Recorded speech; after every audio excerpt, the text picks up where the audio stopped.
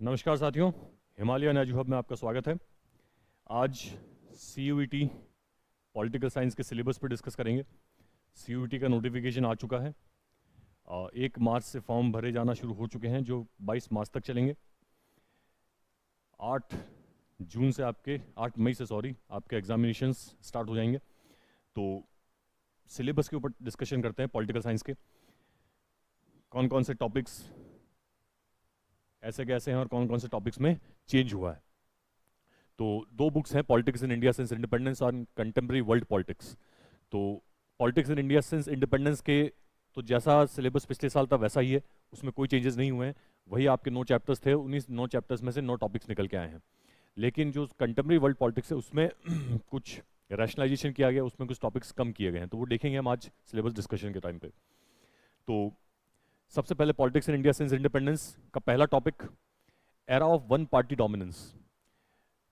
इस बुक का second chapter है वन पार्टी डोमिनेंस, जिसमें कांग्रेस पार्टी के डोमिनेंस पर डिस्कशन किया गया है कि देश में जब सबसे पहले 3 इलेक्शंस हुए 1952, 57 और 62, उसमें कैसे कांग्रेस पार्टी ने सेंटर में और स्टेट के अंदर अपना डोमिनेंस स्टैब्लिश किया, सरकार में आई। ओके, तो इनकी चर्चा है। फर्स्ट 3 जनरल इलेक्शन के बारे में डिस्कशन होगा। Nature of Congress dominance at the national level and uneven dominance at the state level. State level के ऊपर कांग्रेस का कैसे अनइवन डोमिनेंस था। सेंटर के ऊपर तो कांग्रेस का डोमिनेंस अनक्वेश्चनेबल था, वहां पे कोई समझौता नहीं हुआ, लेकिन स्टेट्स के अंदर कई ऐसे स्टेट्स थे जहां पे कांग्रेस पार्टी सरकार में नहीं आ पाई। ठीक है, केरल एक उसका एग्जांपल है जहां पे सबसे पहले नॉन कांग्रेस गवर्नमेंट बनी थी 1957 में। तो coalition nature of the Congress, Congress as a party उसका नेचर क्या था, कोलिशन नेचर था, जिसमें वो सारी आइडियोलॉजीज को साथ में लेके चलती थी। सोशलिस्ट आइडियोलॉजी हो गया, कैपिटलिस्ट आइडियोलॉजी हो गया, लेफ्ट राइट, ठीक है। तो उन सबको कांग्रेस पार्टी अपने अंदर एक समाहित करके चलती है, जिससे कांग्रेस पार्टी की जो आइडेंटिटी वो एक अम्ब्रेला पार्टी की बन गई थी, कि जिसके छत्र छाया के अंदर सारी पार्टीज फ्लरिश कर, सारी विचारधाराएं फ्लरिश कर रही हैं। तो अपोजिशन पार्टीज को स्पेस नहीं मिलता था किसी भी तरह की पॉलिटिक्स करने का, बहुत कम स्पेस अवेलेबल हो पाता था, क्योंकि कांग्रेस में जो भी अपोजिशन पार्टी जिस बारे में भी बात करती थी, वो विचारधारा कहीं ना कहीं कांग्रेस के अंदर ऑलरेडी प्रेजेंट थी। वो आइडियोलॉजी, वो पॉलिसी इंप्लीमेंटेशन का जो प्रोग्राम था वो कांग्रेस के अंदर ऑलरेडी अवेलेबल था। तो coalition nature of the Congress की बात हो रही है। मेजर अपोजिशन पार्टीज की बात हो रही है, जिसमें कम्युनिस्ट पार्टी ऑफ इंडिया हो गई, स्वतंत्र पार्टी जो बाद में बनी थी, भारतीय जनसंघ हो गया, सोशलिस्ट पार्टी हो गई। ऐसी कुछ पार्टियां हैं जिनकी चर्चा इसमें की गई है। दूसरा टॉपिक है nation building and it's problems. देश जब आजाद हुआ 1947 के अंदर, तो देश के सामने कौन कौन सी चुनौतियां आई। 3 बड़े चैलेंजेस थे। उनमें पहला चैलेंज था यूनिटी ऑफ द कंट्री, इतनी डाइवर्सिटी के बीच में देश की यूनिटी को स्टेबलिश करना, उसके बाद डेमोक्रेसी स्टेबलिश करना, और फिर इकोनॉमिक डेवलपमेंट करना। तो उन्हीं चैलेंजेस की बात की जा रही है। तो नेहरूज अप्रोच क्या थी नेशन बिल्डिंग की, नेहरू किस रूप में देश को देखते थे, किस रूप में देश का डेवलपमेंट चाहते थे, जिसमें सोशलिस्टिक पैटर्न ऑफ सोसाइटी कह सकते हो आप, या सेकुलरिस्ट जो पैटर्न था, वो नेहरू की एक विचारधारा के अनुरूप था। लेगेसी ऑफ पार्टीशन, पार्टीशन की क्या लेगेसी थी, क्या विरासत थी। पार्टीशन के बाद देश को कौन कौन सी प्रॉब्लम्स का सामना करना पड़ा, जैसे कि रेफ्यूजी प्रॉब्लम सबसे पहले आई थी। ओके, जैसे ही पार्टीशन हुआ तो एक बहुत बड़े संख्या रेफ्यूजीज की, जो शरणार्थी थे, उनकी भारत से पाकिस्तान और पाकिस्तान से भारत की तरफ आए थे। तो पाकिस्तान से आने वाले शरणार्थियों को सेटल करना, उनको जॉब्स वगैरह अवेलेबल कराना, उनकी बेसिक यूटिलिटीज को ध्यान में रखना, ये सब चैलेंजेस देश के सामने आए थे। ऐसे टाइम पे जब देश आजाद हुआ था, देश का इकोनॉमिक डेवलपमेंट अभी शुरू भी नहीं हुआ था। कश्मीर प्रॉब्लम, जैसे ही देश आजाद हुआ उस समय पाकिस्तान ने ट्राइबल्स के सहारे, ट्राइबल्स की हेल्प से पाकिस्तानी आर्मी ने कश्मीर के ऊपर अटैक कर दिया। तो वहां से फिर कश्मीर मैटर में भारत उलझ गया। कश्मीर का इंटीग्रेशन, एक्सेशन जो भारत के अंदर हुआ, वो कैसे हुआ, महाराजा हरि सिंह ने कैसे किया। उसके बाद मामला यूनाइटेड नेशन में गया, वहां से फिर सीज फायर का अनाउंसमेंट हुआ, और फिर कैसे कश्मीर प्रॉब्लम एक उलझ के रह गई भारत और पाकिस्तान के बीच में। तो कश्मीर प्रॉब्लम की चर्चा हुई। Organisation and reorganisation of the states, फिर डिस्कशन हुआ है कि देश में जो इंटरनल प्रॉब्लम्स थी, इंटरनल जो बाउंड्री सेटलमेंट करना था, देश के अंदर एक लॉन्ग पेंडिंग डिमांड थी आज़ादी से पहले कि जो स्टेट्स की बाउंड्रीज होंगी वो लिंग्विस्टिक बेसिस पे होनी चाहिए। मतलब तमिल अपना राज्य चाहते थे, तेलुगु वाले अपनी भाषा के लोगों का राज्य चाहते थे, मराठी अपनी भाषा के लोग राज्य चाहते थे। तो इस तरीके से कैसे फिर रीऑर्गेनाइजेशन किया गया। पॉलिटिकल कॉन्फ्लिक्ट्स ओवर लैंग्वेज, ठीक है, ये रीऑर्गेनाइजेशन के अंदर पॉलिटिकल कॉन्फ्लिक्ट्स किस तरीके से हुआ। फिर तीसरा टॉपिक है पॉलिटिक्स ऑफ प्लान डेवलपमेंट। जो चैलेंज था एक देश की इकोनॉमिक डेवलपमेंट देश को करना था, तो हमने कौन सी इकोनॉमिक मॉडल को अपनाया? 5 ईयर प्लान का जो मॉडल था सोशलिस्टिक पैटर्न वो सोसाइटी का, वो हमने अपनाया। Expansion of the state sector and rise of new economic interest. Expansion of the state sector यानी कि पब्लिक जो गवर्नमेंट थी उसने बहुत ही ज़्यादा एक्टिवली अपने आप को पार्टिसिपेट कराया, बहुत ही ज़्यादा एक्टिवली गवर्नमेंट ने इकोनॉमिक डेवलपमेंट के अंदर रोल प्ले किया, ठीक है। और किस तरीके से rise of new economic interest, देश जब आज़ाद हुआ तो उसमें किस तरह से हमने इकोनॉमी को न्यू इकोनॉमिक इंटरेस्ट जो निकल के आए देश के अंदर उसको हमने कैसे हैंडल किया। चौथा है India's external relations, Nehru's foreign policy, सिनो इंडियन वॉर, जो भी एक्सटर्नल रिलेशंस है भारत के आज़ादी के बाद से अगले कुछ दशकों तक हमने कैसे इंटरनेशनल जो एरेना था वो बहुत डायनेमिक था, हमने उसमें कैसे अपने आप को एक इंडिपेंडेंट नेशन के रूप में स्टेब्लिश किया। कई सारे चैलेंजेस आए, पाकिस्तान के साथ वॉर हुई, चाइना के साथ वॉर हुई, ठीक है, जिसमें यूनाइटेड स्टेट्स के साथ भी भारत के कई बार टकराव वाली स्थिति आई, युद्ध वाली नहीं। जब पाकिस्तान के साथ युद्ध हुआ तो यूनाइटेड स्टेट्स ने पाकिस्तान का समर्थन किया, तो इसमें भारत और यूएस के बीच में भी कई जगह थोड़ा सा एक तनाव आया। उसके अलावा इंडो पाक वॉर हो गई 65-71 की, चाइना वॉर हो गई। India's nuclear programme and shifting alliances in the world politics, India's nuclear programme, सबसे पहले हमने 1974 के अंदर जब न्यूक्लियर टेस्ट किया उसके बारे में चर्चा है, फिर सेकंड टेस्ट हमने 1998 के अंदर किया था। दोनों ही सिचुएशन के अंदर भारत के साथ क्या क्या प्रॉब्लम्स आई, क्या क्या चुनौतियां भारत के सामने आई। और shifting alliances in world politics, यानी कि जब कोल्ड वॉर के टाइम पे भारत की जो रिलेशंस थे किसी पर्टिकुलर कंट्री के साथ, वो कोल्ड वॉर खत्म होने के बाद रिलेशंस में किस तरह से चेंज आया। तो शिफ्टिंग अलायंसेस, पहले भारत किसी और के साथ अलायंस में था, बाद में किसी और के साथ अलायंस में हो गया, तो ये सब चीज़ों के बारे में चर्चा की गई है। फोर्थ है challenges and the restoration of the Congress system, Congress system को कैसे रिस्टोर, जो कांग्रेस सिस्टम जो 1962 के अंदर 1952 के अंदर स्टेब्लिश हुआ था, जब सेंटर और स्टेट के अंदर कांग्रेस सरकार बनी थी, उसके बाद सबसे पहले कांग्रेस सिस्टम का जो चैलेंज निकल के आया वो आया था 1967 के अंदर, जब कांग्रेस सेंटर के अंदर तो कैसे ऐसा सरकार बना पाई, लेकिन स्टेट्स के अंदर बहुत जगह उसको हार का सामना करना पड़ा, और 8 या 9 स्टेट्स ऐसे थे जहां पर वो सरकार में नहीं आ पाई, कई जगह उसको मेजॉरिटी नहीं मिली और कई जगह सरकार में वो नहीं आ पाई। तो चैलेंजेस जो कांग्रेस सिस्टम था उसका चैलेंज कैसे मिला सबसे पहले, उसके बाद रिस्टोरेशन, दो शब्द हैं चैलेंज और रिस्टोरेशन, चुनौतियां क्या क्या मिली, और उसके बाद में पॉलिटिकल सक्सेशन आफ्टर नेहरू, जब ये जो इलेक्शंस हुए 1967 के, वो जवाहरलाल नेहरू की मृत्यु के बाद होने वाले पहले इलेक्शंस थे, जनरल इलेक्शंस। उसके बाद फिर non Congressism and electoral upset of 1967, Congress split and reconstitution, जब इंदिरा गांधी प्राइम मिनिस्टर बनी उसके बाद कांग्रेस पार्टी स्प्लिट हो गई थी 1969 के अंदर, कांग्रेस ऑर्गेनाइजेशन एंड कांग्रेस रिक्विजनिस्ट, ठीक है, वो वीवी गिरी का जो इलेक्शन था प्रेसिडेंशियल इलेक्शन उसके नाम पे हुई थी। तो कांग्रेस, उसके बाद कांग्रेस स्प्लिट हो गई, तो इंदिरा गांधी को 1971 के इलेक्शंस के अंदर अकेले जाना पड़ा, कांग्रेस आर के नाम से वो गई और उनको एक बहुत ही थंपिंग विक्ट्री मिली। 1967 के अंदर जो कांग्रेस सिस्टम को चुनौती मिली थी कि सेंटर के अंदर कांग्रेस सरकार बन गई लेकिन स्टेट में नहीं बनी, वही 71 4 साल के बाद जब दोबारा चुनाव हुए तो उसमें कांग्रेस सिस्टम वापस स्टेब्लिश हो गया, जहां पे सेंटर और स्टेट दोनों के अंदर लगभग सारे स्टेट्स के अंदर कांग्रेस सरकार बन गई। पॉलिटिक्स ऑफ गरीबी हटाओ, जो 1971 का इलेक्शन इंदिरा गांधी लड़ा था वो किस नारे पे लड़ा था, गरीबी हटाओ पे। अपोजिशन पार्टीज कह रही थी कि इंदिरा को हटाओ, इंदिरा गांधी ने कहा कि वो कहते हैं इंदिरा हटाओ, मैं कहती हूँ गरीबी हटाओ, इस टाइप के नारे पे चुनाव लड़ा गया था। फिर आता आपके crisis of the constitutional order, 1971 के अंदर इंदिरा गांधी एक अनडिस्प्यूटेड लीडर बन गई कांग्रेस पार्टी की भी, और एक देश के अंदर भी उनका एक बहुत ही टावरिंग पर्सनालिटी बन गई थी, एक ऐसी पर्सनालिटी जिसको चैलेंज करना आसान नहीं था। तो 71 के इलेक्शन के अंदर जो बिल्कुल थंपिंग मेजॉरिटी से जीत के आई जो लेडी, जो प्राइम मिनिस्टर, 4 साल के अंदर 1975 के अंदर जब बहुत सारे देश के अंदर महंगाई बढ़ गई, भ्रष्टाचार जैसी परिस्थितियां आने लग गई, तो देश के अंदर law and order problems create हो गई, ठीक है, बहुत ज़्यादा विरोध होने लग गया कांग्रेस पार्टी का, इंदिरा गांधी का। उसी समय इलाहाबाद हाईकोर्ट के जजमेंट आया जिसमें इंदिरा गांधी को इलेक्शंस को ही इनवैलिड कर दिया गया 1971 वाले को। तो उसके बाद फिर इमरजेंसी लगानी पड़ी। तो जैसे 1971 के अंदर जो लीडर इतनी थंपिंग मेजॉरिटी से जीत के आ रही है, 1975 के अंदर पूरा देश में बहुत बड़ी संख्या के अंदर लोग उनके विरोध में सड़कों पर उतर गए। तो सर्च फॉर, तो इस बारे में क्राइसिस ऑफ कॉन्स्टिट्यूशनल ऑर्डर है, search for the committed bureaucracy and judiciary. जिस तरह जुडिशरी इंदिरा गांधी के इलेक्शन को इनवैलिड किया तो एक डिमांड निकल के सामने आई कि जुडिशरी और ब्यूरोक्रेसी कैसी होनी चाहिए, कमिटेड होनी चाहिए, गवर्नमेंट की आइडियोलॉजी के साथ कमिटेड होनी चाहिए। Navnirman movement in Gujarat and Bihar, जो इंदिरा गांधी के विरोध में प्रदर्शन शुरू हुए वो सबसे पहले गुजरात और बिहार में शुरू हुए थे। इमरजेंसी जो हमने चर्चा की अभी, कॉन्टेस्ट क्या था, constitutional and extra constitutional dimension resistant to the emergency, emergency लगाई, उसके बाद इमरजेंसी के अंदर क्या क्या अत्याचार हुए, मीसा कानून का किस तरीके से दुरुपयोग हुआ। फिर जब इमरजेंसी 1975 से 77 तक इमरजेंसी रही, 77 के अंदर दोबारा इलेक्शंस हुए, तो जिसके अंदर इंदिरा गांधी की सरकार चली गई और जनता पार्टी की सरकार जीत के आई 1977 के इलेक्शंस में। तो 77 के elections and the formation of the Janata party, rise of civil liberties organisation, जिस तरीके से लिबर्टीज को, अधिकारों को, स्वतंत्रता को कुचला गया था इमरजेंसी के दौरान, तो उसके बाद फिर सिविल लिबर्टीज ऑर्गेनाइजेशन भी उभर के सामने आई लोगों के अधिकारों की रक्षा के लिए। तो इसका डिस्कशन इसमें है।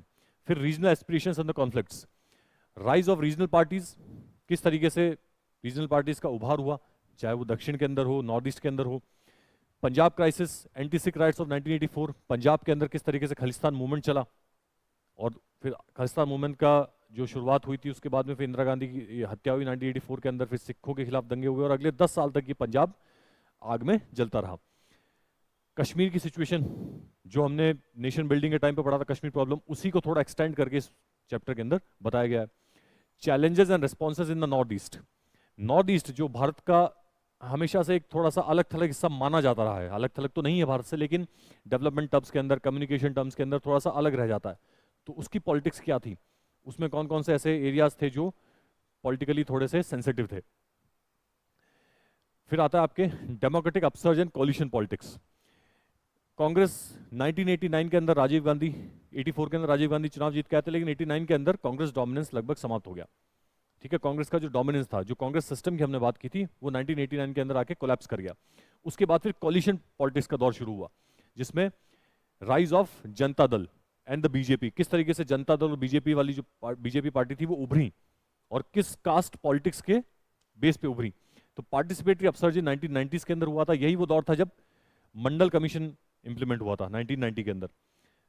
फिर जनता पार्टी और बीजेपी का दौर शुरू हुआ। Increasing role of the regional parties and coalition politics, अब जब कोई भी एक पार्टी अपने दम पे सरकार में नहीं आ पा रही है सेंटर के अंदर, तो फिर आपको दूसरी पार्टीज का समर्थन लेना पड़ेगा, और वो दूसरी पार्टीज कौन थी रीजनल पार्टीज थी, जो एक पर्टिकुलर कास्ट इक्वेशन के बेसिस के ऊपर स्टेट के अंदर पावर में आई थी, तो उनका समर्थन लेके सत्ता में आई। फिर United front end NDA governments 1996-7 के अंदर यूनाइटेड फ्रंट्स की गवर्नमेंट बनी थी। फिर एनडीए गवर्नमेंट भी बनी 1999 से लेके 2004 तक। इलेक्शंस जो 2004 से 19 के बीच में जो इलेक्शंस हैं, जिसमें यूपीए और एनडीए गवर्नमेंट सत्ता में आई है, 2004 से 14 तक मनमोहन सिंह की सरकार रही, 14 से 19 तक मोदी जी की सरकार रही, फिर 19 से 24 भी मोदी जी की, फिर 24 के बाद में भी अब एक वापस कोलिशन पॉलिटिक्स का दौर आया है। Recent issues and challenges, last chapter politics in India since independence का, challenges of and responses to the globalisation, new economic policy and its opposition. Globalisation का जो रिस्पॉन्स क्या था, उसके क्रिटिक्स क्या थे, okay.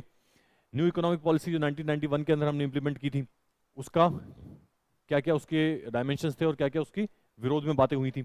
Rise of OBCs in the north Indian politics, other backward caste का north India की पॉलिटिक्स के अंदर एक राइज हुआ और किस तरीके से नॉर्थ इंडिया की पॉलिटिक्स को चेंज किया, उसके बारे में डिस्कशन है। जब ओबीसीज का राइज किसके बेसिस पे हुआ था, मल्डन कमीशन की जो रिपोर्ट आई थी उसके बेसिस पे। Dalit politics in electoral and non electoral arena, Dalit politics ने कैसे भारत की राजनीति को प्रभावित किया, जिसमें कांशीराम द्वारा स्थापित की गई बैमसेफ हो, डीएस4 हो या बहुजन समाज पार्टी हो। Challenges of communalism, Ayodhya issue जो 1980 के दौर में शुरू हुआ था, फिर 1992 के अंदर बाबरी मस्जिद गिरी, तो उसने कैसे बीजेपी के राइज में हेल्प की, तो वो इशू यहाँ पे आया है। तो इस तरीके से हमारे ये 9 चैप्टर्स हैं politics in India since independence के अंदर। फिर आता है आपके next book contemporary world politics. Contemporary world politics के अंदर आपके पहले 9 चैप्टर्स थे, लेकिन अब 7 रह गए हैं, यानी कि 2 चैप्टर्स को हटा दिया गया है, जिसमें सबसे पहला चैप्टर जो आपके कोल्ड वॉर से रिलेटेड था उसको हटा दिया गया, और दूसरा आपके जो यूएस हेजीमनी का चैप्टर था, जिसमें यूएस डोमिनेंस की बात की गई थी, वो चैप्टर भी अब नहीं है। तो अब केवल 7 चैप्टर्स रह गए हैं। कौन कौन से? पहला, disintegration of the second world and collapse of the bipolarity. Disintegration of the second world, first world किसे कहते थे? 3 वर्ल्ड कहे जाते हैं। फर्स्ट वर्ल्ड आपके capitalist world, second world communist, और थर्ड वर्ल्ड जो आपके डेवलपिंग या रिसेंटली जो सेकंड वर्ल्ड वॉर के बाद जो इंडिपेंडेंट कंट्रीज थी, बैकवर्ड कंट्रीज थी, उनको थर्ड वर्ल्ड कहा जाता था। तो सेकंड वर्ल्ड का डिसइंटीग्रेशन का मतलब collapse of the Soviet union, क्योंकि वो कम्युनिस्ट था।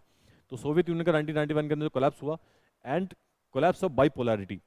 जो दो महाशक्तियां थी यूएस और यूएसएसआर, उनमें से यूएसएसआर का क्या हो गया? कोलैप्स हो गया। अब बचा कौन? यूएसए बचा। तो new entities in the world politics, जो यूएसएसआर कोलैप्स हुआ तो कौन कौन से देश उभर के आए? Russia, Balkan states, central Asian republics, ये किसका हिस्सा थे? ये सब लोग सोवियत यूनियन का हिस्सा थे। बाद में ये इंडिपेंडेंट कंट्रीज बनी। Introduction of the democratic politics and capitalism in post communist regime.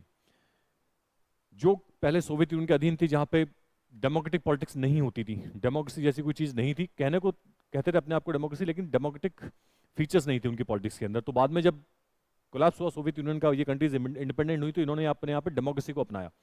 और डेमोक्रेटिक अपनाने के दौरान इनको कई सारे कैपिटलिस्टिक जो फीचर थे, उन्होंने कैपिटलिस्ट जो पॉलिसीज थी उनको भी अडॉप्ट किया, और शॉक थेरेपी के रूप, शॉक जिसको हम कहते हैं शॉक थेरेपी, ठीक है, जो इनकी इकोनॉमी के अंदर इंप्लीमेंट हुई।